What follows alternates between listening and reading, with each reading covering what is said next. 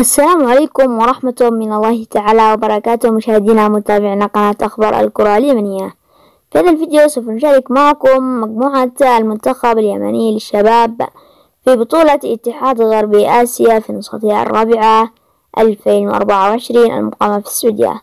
ولكن قبل ندخل تفاصيل الفيديو لا تنسى دعمنا بالضغط على زر الإعجاب بالفيديو والاشتراك في القناة وتفعيل جرس الإشعارات.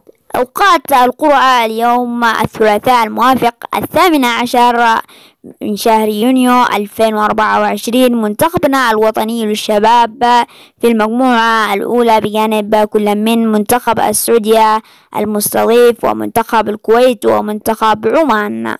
وأما المباراة فسوف تلعب المباراة افتتاحية البطولة في 25 من شهر يونيو حتى 5 من شهر يوليو. وإلى هنا نكون قد وصلنا لنهاية الفيديو. شاركونا آراءكم عن مستوى المنتخبات في مجموعة المنتخب اليمني، وبالتوفيق للمنتخب اليمني، والسلام عليكم.